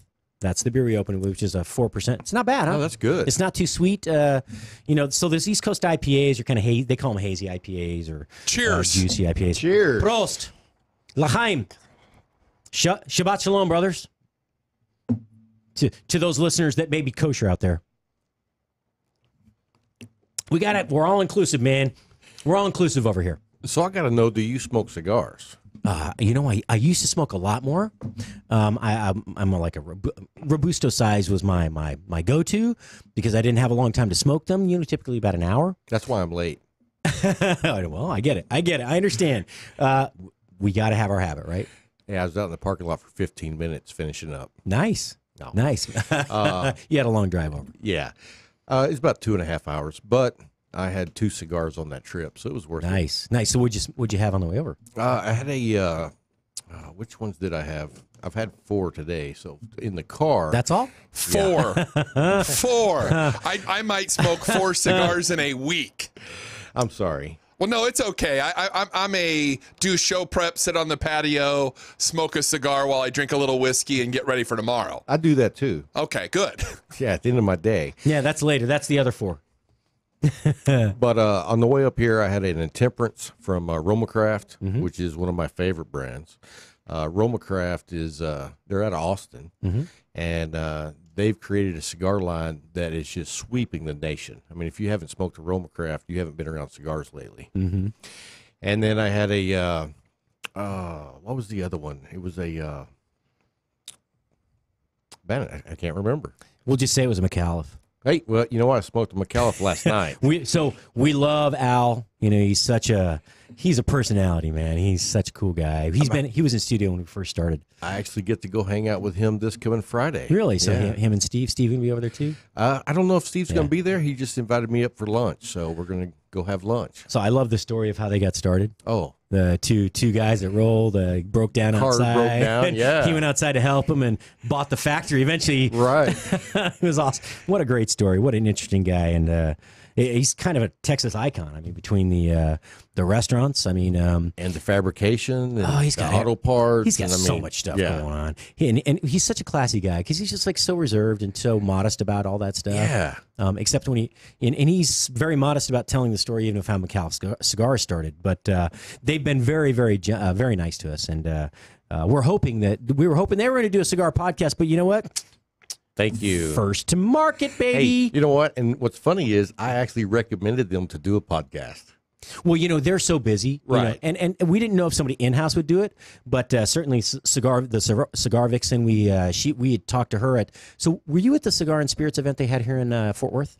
Are you talking about the Underground? No. So Cigar and Spirits magazine had their first. They have a big event out in Long Beach every year. Okay. They have several thousand people show up, and they've been doing it for I think 8 or 10 years now, since the inception of the magazine. Okay, yeah, I didn't attend that, but I heard about it. Yeah, I'd never been to that one either, but he was actually in town, and he came in and we spoke, and he invited us to their first event that they had done here in Fort Worth, and it was I guess around November, maybe somewhere around there, October, November. I think it was more October. It was still fallish, but it was great. It was awesome. And so we had about they had 500 tickets. I think we've had more like 650 people inside, but it was awesome. It was at the, it's right here just at the start of South. Well, it was supposed to be, remember, it was supposed to be at the outside deal at Clear Fork or at the ranch, at the ranch, and then the rain came, and so they brought it inside to the awesome, building. though. Oh, it was fantastic. It was it's built like an old ice house. It has actual big thick walls and big, it's a big open space. They have a bar outside, a bar inside, 2 bars inside. I'll think of it in a minute. It was a very cool place. But we went over there and they had about how many cigar vendors? About 20. They had about, I would say, 20 to 30 cigar vendors, probably another 20 to 30 liquor, whiskey, vodka, distilleries. Wild Acre was over there, a bunch TX. of Southwest Spirits. Yep, so it was a really, really cool time.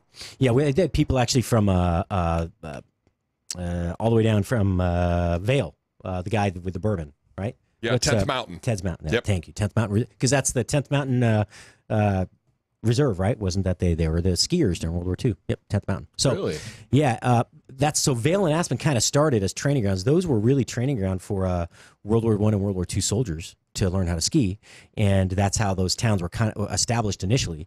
And then a bunch of hippies drove over the top of Loveland, Independence Pass, looked at the sunset, smoked a joint, went down the hill and stayed. That's my story anyway. So, hey, we got about 30 seconds, but so Rob, we're talking about Cigar Talk podcast. We'll get more into that in just a minute. Sure. At the bottom of the hour in a few minutes, Cheryl Heisler is going to call in. She does what are we drinking Friday? What are we drinking Saturday? She custom designs drinks for us. Oh, nice. What I'd like to do, though, I'm going to think about some food to pair with that, and maybe we'll get you to, based on the notes and the flavors, because she's really descriptive, maybe pair a cigar with the end of that meal and drink. And yeah, absolutely. Okay, cool. I love it. All right, so hey, stay tuned. We're going to take a really quick break. Cheryl Heisler back with us in a few minutes. Our special guest, Rob Jones, soon to be part of the Spoony family. Well, you're already part, man. You're drinking with us. That's close enough. Stay tuned. Chef Patrick Mosher. Yeah, it's 2 minutes. It's short. Don't go away. We'll be right back.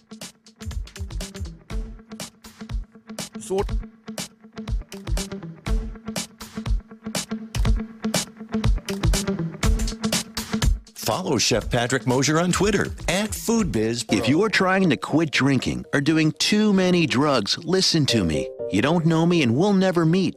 I had a problem like you once. I drank and used to party a little too much till it got out of control and almost ruined my life. I realized I needed help to fix my problem before it totally destroyed me. If you've tried to fix your drinking and drug problem and you know you can't do it alone, you need to call the National Treatment Advisors. They'll immerse you into a 30-day program to replace your old habits with new habits and totally change your life. And if you have PPO private health insurance, the entire program may be covered. Fix your problem right now before it gets any worse. Get clean. Call now and learn more. 800-296-1252. 800-296-1252. 800-296-1252. 800-296-1252. It looks like you're losing. I am. Are you losing weight? I am losing. I've lost about 10 pounds. How are you doing it? Funny name, but I've done it with Riduzone.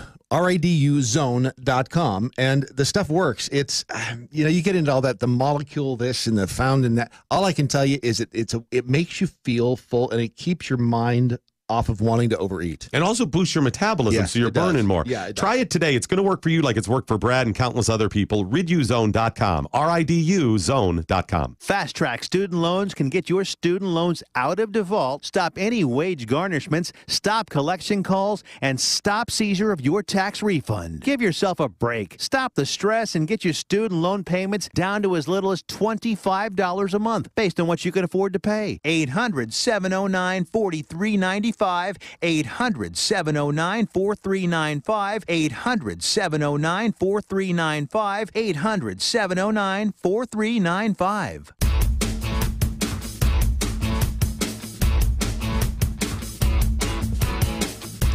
And welcome back, Spoony Lister. Chef Patrick Mosher, the Food Biz Pro, here with special guest Rob Jones. And I'm going to go ahead. Hold on 1 second. Cheryl, let me get back to where I need to be. Let me unmute the call. Mrs. Cheryl Heisler. Hey. Well, welcome to the show. I know. Thank you, guys. How are you? Good. Fantastic. How are you? I'm good. Did you get my message? I'm calling in from Kansas City, Missouri. I just saw that. So when I see your emails, I'm like, oh, she sent the drinks, yay! And then I'm like, okay, I'll get to that later. I'll get it all taken care of. You don't care about the rest of me. No, I do. As a matter, drinks or not. you okay, now I know. You sent me a great email on Monday, and we were going to discuss some things either Tuesday or Wednesday. Which this week has been busy but really productive. It's been a great week for us here. We launched, been recording some shows, a couple of demos. We have Rob's in house now. He's going to start doing a cigar talk podcast with us. And what I thought would be fun today, I know. Welcome to the family, right? Thank you. But since nice to have you with. Hey, I appreciate it. We always talk about these wonderful drinks and the nuances, the subtle notes in the aroma, the flavor, those hints that you can't always identify. Those added benefits of using some of the special ingredients that you call out and call for. I thought maybe I would think of something from a food perspective we could pair with that. Maybe just a center of the plate item with a simple side. But I'd love if Rob could maybe add in if either today's or what are we drinking Friday or what we're drinking on Saturday is more meal, something you pair with a meal. Then he could maybe come up with a cigar for dessert, something to pair with it, or something that if you're drinking it as an aperitif or a post dinner drink, then he could pair something with that alone. What do you think? Test our skills. I love it. I think that's great. All right, putting us all under the gun here. I can pair a cigar with anything. Cool. All right. So Cheryl, by the way, how was the weather in Chicago? Say about drinks. Okay, we'll get one. Sorry, go ahead. No, how was the weather in Chicago when you left? Or should I ask? It was cold and nasty. It was beautiful earlier this week. Was we had it? 2 days of 70s, wandering around, pretending that spring had sprung, and then it went back to its old awful self. So Kansas City's nice. It's sunny, a little windy, but I can see spring coming here before it's going to come to Chicago. How's the weather there? It's not bad. It was a really windy day before yesterday, but what that did is it brought some cooler weather with it, and so the last 2 days have been kind of nice. Okay. I can't complain, but it was 90, I think, on Tuesday here. It's getting a little warm already, and do you guys have an aside? Do you remember the old folk singer Steve Goodman? Does that name ring a bell? He was big in the Midwest. He's best known for his "Go Cubs Go." That was one of his last songs. He passed away way too young. But we were in the car coming out from the airport, and we were listening to an old Steve Goodman song, and I think it was written in like the late 1990s. Mm-hmm. And he talks about how summer's getting shorter, winter's getting colder. He was onto something. Long before anybody was arguing over whether climate change is or isn't real, he called it. And when you tell me it's 90 already and it's April and we've still got snow in Chicago and they got a snowstorm out west, things are goofy. Well, but when you think about when we were children, I mean, look at the blizzard of 77. I was in upstate New York, but pretty much parallel with Chicago, right? A little north, actually. But those winters were long and harsh up north, and I remember going to Florida. It was 94 in March and April. Not always, but right. I think there were days. And Texas has always had crazy weather. Yeah, always. It's like Colorado. You don't like the weather? Wait a minute, it'll change. Right. And I remember in '95, me and my wife were taking a trip down to Fort Worth from Lubbock, Texas. Halfway through the trip, and this is in April, Easter weekend, we had 18 inches of snow dump in 3 hours. Oh, I think. All right, so much for my theory. No. Well, look. There's no doubt that climate change is happening because it changes every day. Now, whether it's one direction or another, I'm not a scientist. I don't do politics. But look, I'm all about clean water, clean air, and the freshest food you can put on the table. Right. So, however we have to do that without taxing the hell out of me. Right. I'm okay with that. I mean. I'm okay picking up my share of the burden. Just don't kill me. We don't have an income at Spoony. We have not your yet. Trash. Man, bugs me. Really, I hate. You know what I really hate? To do our part. I don't like when people flick their cigarette butts out. That look, or when people can't even keep their cigarette in their car. They have to hold it outside their car. And they can't flick the ashes in the ashtray. You can smoke in the car, but you can't flick the ashes in the ashtray. Or wait a minute. I know. Some cars don't longer have ashtrays. I know. Well, then buy one that goes in your cup holder. I have a travel ashtray. There you go. Zycar. Give it a plug for Zycar. I have a travel flask. Is that the same kind of thing?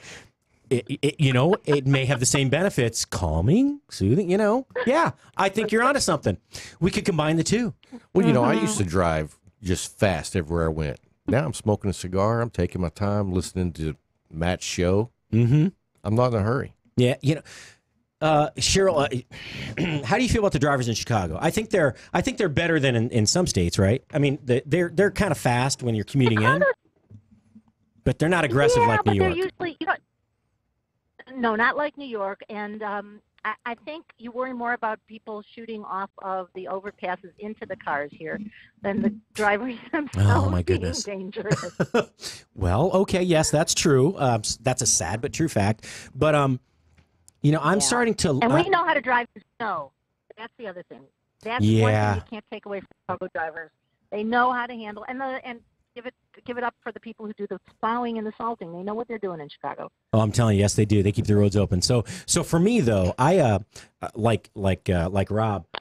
I'm not an angry driver, right? I'm frustrated. I don't want to sit in traffic for 3 hours like anyone. No one does. But why get upset? You can't change it. What are you going to run the person?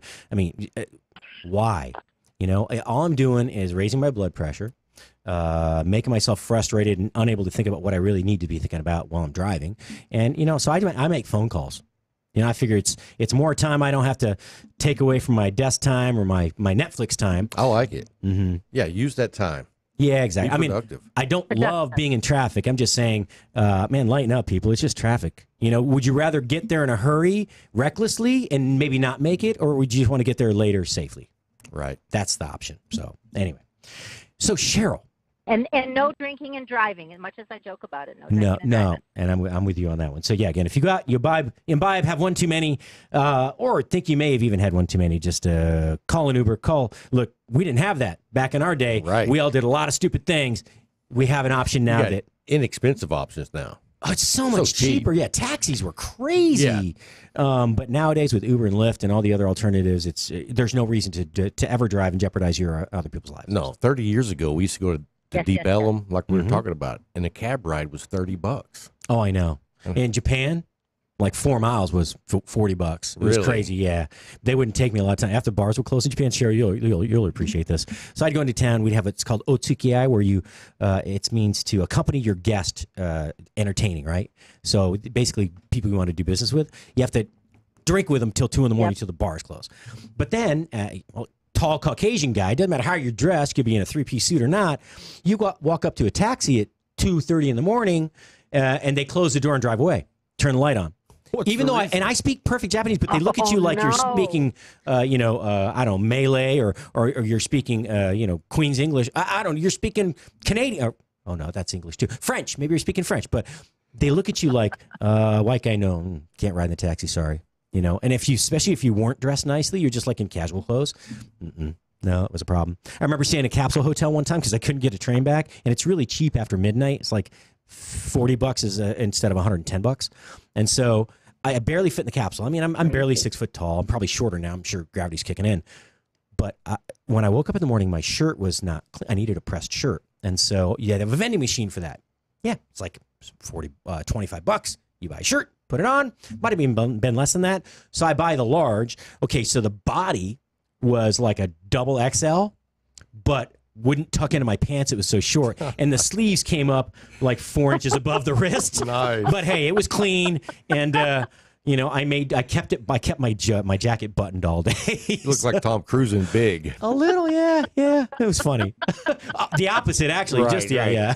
So, all right, Cheryl, the question of the hour is, yes. What are we drinking Friday? Friday, we got a great drink. We're going to have a tequila toaster. Yeah, and I'm looking at that. The toaster part comes from the roasted or toasted pineapple whiskey, and it's also great for toasting one another. So, double entendre. Nice. You got to get yourself some mango nectar. I would make these I'm going to give you the recipe for an individual one, but I'd batch it up. It's a great drink for a crowd. Basically, in each drink, you've got 3 ounces of mango nectar, 2 ounces of pineapple whiskey. The one that I use is by a company called Revel Stokes. It is so mild and nice without being overly sweet, and you can really taste that the pineapple's been roasted before they use it in the maceration process. So you've got the mango nectar, the Revel Stokes pineapple whiskey, and then an ounce of 1800 Reserve tequila. So you got a dark tequila in there. You mix it up, You batch it up, right, as many as you're going to, just multiply it by 10 if they're going to fit in your pitcher. And then in each individual pour, you're going to put a little topping on to give it a bit of a bite. So either a product called Fresh Origins habanero flavored mini crystals, and I'm going to come back to that in a second, or if you don't have that, just some chili powder. And the inspiration from this comes, have you ever been down to the beach in Mexico where they take those and they peel mangoes on a stick and then they top it with hot spiced chili pepper? Mm-hmm. So that's the mango and pepper component. These Fresh Origins mini crystals, I don't know if you've ever seen them, Chef. I think I actually saw them at the food show where we met last year. Yeah, I actually did. I saw them last year. Different flavors. Mm-hmm. I did see them. Crazy good. They're like dehydrated actual fruit or veg or spice or herb. So when you use them in either your cooking or your drinks, it's not like you're getting a sugar-flavored color thing that kind of sort of looks like that product. It's actually the intense flavor. So whether you use the hibiscus in a sweeter drink or the rose or the fennel, in this case, these habanero crystals are dynamite. So that gives it a bite. It gives it, if you want to rim the glass with them first, it gives it a pretty color to the rim. Or if you just want to sprinkle some on top to give the pop of color to the drink. This was a corporate drink I made for a couple weeks ago for a happy hour, and I think I told you everybody was really happy. So that's how I know it's a good drink. For a second there, I thought that damn, what's that, what was that thing he stuck up in the grates for me? The Anoyatron? I thought one of those damn things was back for a minute. Thank you, Raider, for not putting one of those back up there. No, I think someone calling in. Somebody's calling in. They want Yeah, to know they had right the wrong now when number. we're serving the next tequila toaster. Yeah, they're wondering if we deliver the tequila toaster. Exactly. So this I love the idea of the pineapple whiskey. I mean, that's brilliant. The whiskey? Mm-hmm. And so when you use the crystals, the habanero mini crystals, now is that just the habanero? There's no sugar mixed in with that, right? That's just the powdered, the crystallized habanero, correct? Exactly, because you're getting a lot of the sweet stuff from the mango nectar, and also that pineapple whiskey is more sweet than burning. Mm-hmm. I mean, it's still a whiskey. You could sip it if you don't love like a strong bourbon or something. You could sip on this, but when you use it in a cocktail, it gives a little bit more of that plus on the sweet side. So by the time you've got the tequila in there, you don't need anything else sweet. You've got the viscosity from the mango, the sweet, and the spirit flavor from the pineapple, and then the punch from the tequila. All right, so I'm going to pair a South American. It's actually a Peruvian appetizer, but it's updated. It's actually one of Nobu's dishes that I've done variations on as well. But it's called anticuchos, right? Anticuchos is typically made with beef heart, and they make skewers out of it, and they grill it, and they have two separate sauces on there. So the first sauce is this. They have a ají is the chili. Is one of the chilies they use. You can get it. It's what's it called? It has a different name in Mexico, but they basically they dry it and they make a paste out of it. Typically in Peru. Oh, I know what you mean. Yeah, it's I want to say it's with an A. I'll think of it in just a minute though. So the first sauce is made with ají panca, and ají panca is it's a red chili paste. It's the roasted chili, and they make the paste out of it.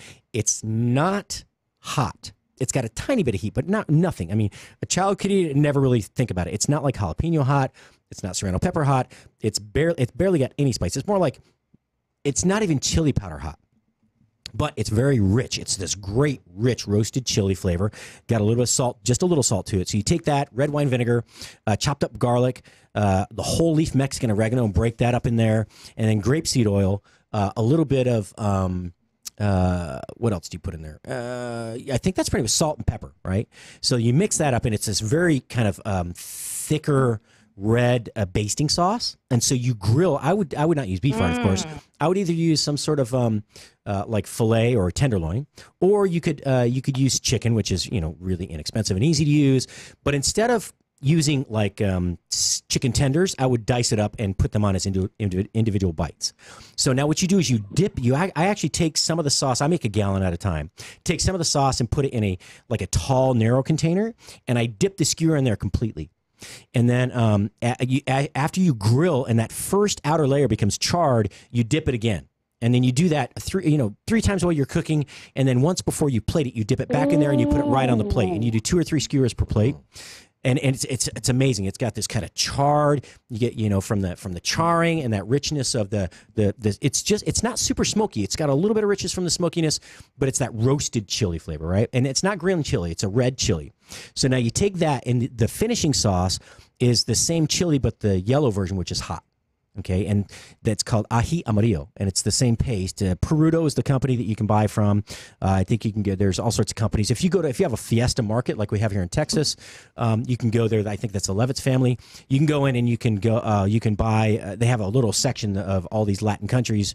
They have Peruvian. They have both the red and the yellow. You can also buy it at Central Market. So it would be. I think it'd be beautiful too, because I'm picturing sort of this reddish gold color, and you've got the similar kind of the reddish gold in the mango.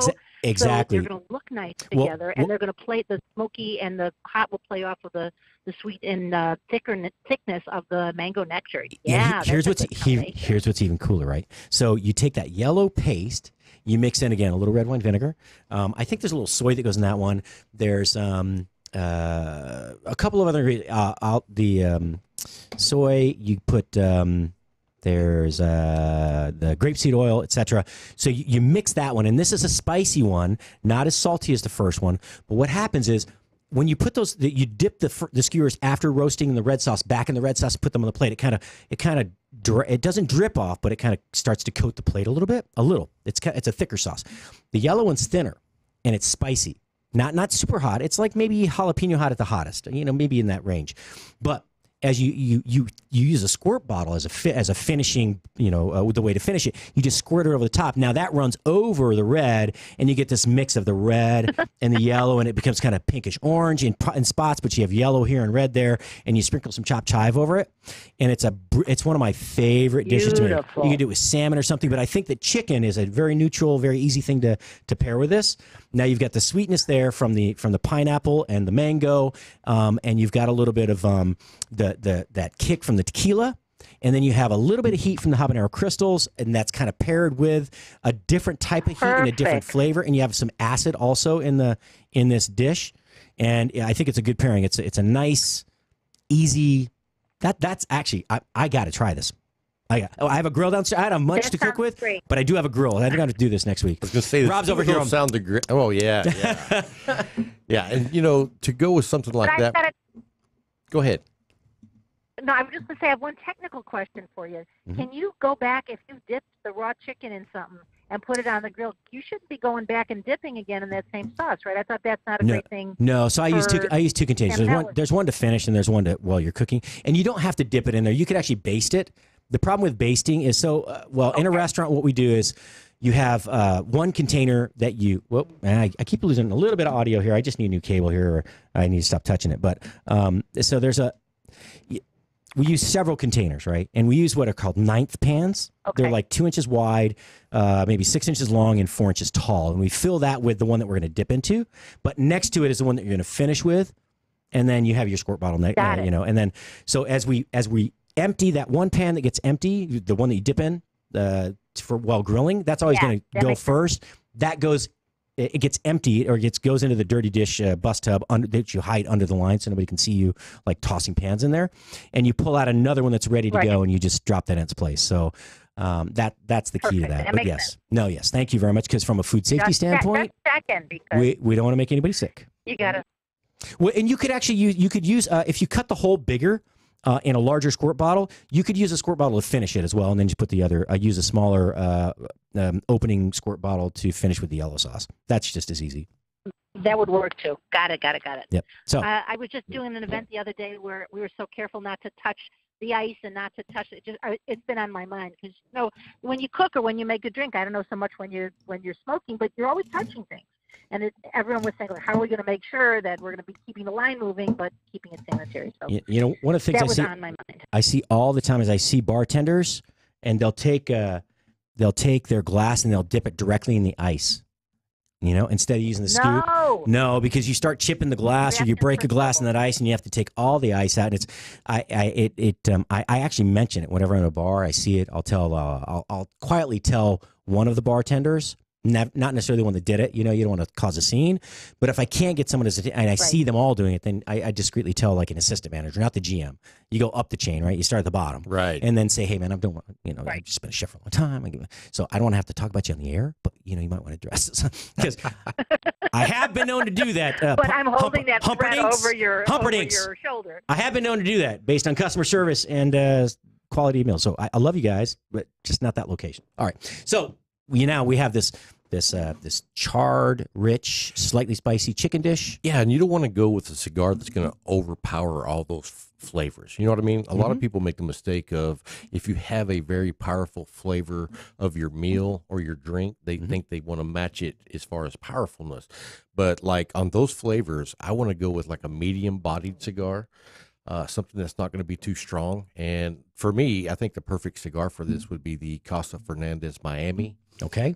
Either in the Robusto or the Petite Robusto. It's going to give you a nice medium smoke. It's going to let you enhance the flavors that you just had. Those are going to simmer with you for a little bit. And but then it's going to kind of ease you into that cigar. It's not going to be hitting you in the face.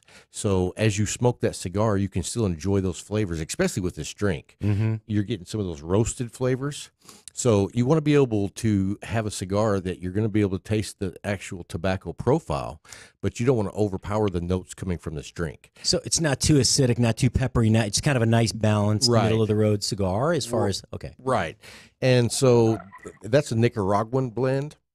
That actually comes from the Aganorsa leaf, which is they are behind the Casa Fernandez family, and so they make a really good line of cigars. But for a meal like this and for the tequila drink, I would definitely go with the Miami. I wrote it down because I'm going to try. I'm going to pair this. I'm telling you. You got to. I have to now. I have to. I'm so hungry. If you bring me the food and the drink, I'll bring the cigars. Okay, well, let's. I don't know when you're going to do it for a show, or if I don't know if you're going to do it live from here, or if you're going to do it from. We'll do it from my studio. Okay, but you know what? We'll make a plan and we'll do that one night. Yeah, you got to be up here once in a while. Yeah, I'm sure we'll have to do a live show together. Or something. I come up here all the time. Okay, cool. So can't we meet halfway? Well, yeah, but then we wouldn't be able to videotape it. And I don't have a grill there. If I go meet him halfway somewhere. All right. Well, you could fly down from Chicago though. We'll send an Uber to the airport, pick you up. Okay, hold that thought. So I'm getting there one of these days.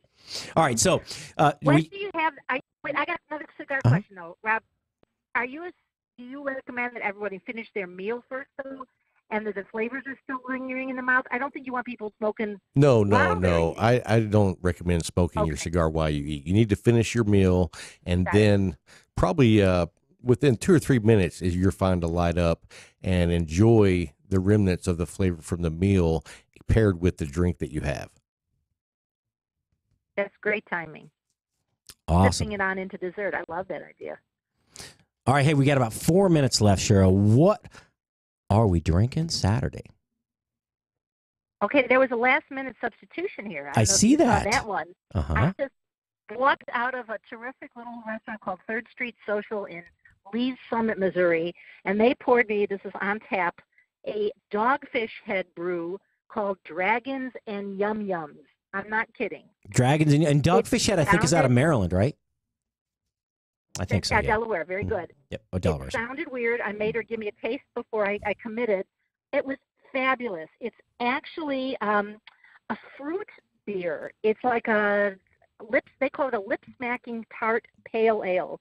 So it's fruity and hoppy and refreshing without being like candy. I don't know. It's crazy good. It's got notes of fruits, and in fact, it's brewed with, I did a little homework, it's brewed with dragon fruit, yumberry, passion fruit, pear juice, and black carrot juice. Wow. I'm still kind of marveling over it. It was so refreshing. I guess Dogfish does a lot of experimental brewing. It's 6.5% alcohol by volume, so it's not a namby-pamby kind of thing. And it gets on some of the top scales about 8 out of 10 on everything from aroma and appearance to taste and palate. That is that was my fun beautiful find. drink. Yeah, I mean that beautiful kind of amber color, like a dark, rich. It's like roasted amber, man. That's like I took amber and toast it in the pan a little bit, or put it in the oven slowly to kind of change that color to make it a little deeper. That is beautiful. Isn't that pretty? Absolutely. I was, I like beer, but it's not always my go-to thing. And they had some great cocktails on the menu too. But when she said this, I said I gotta try it.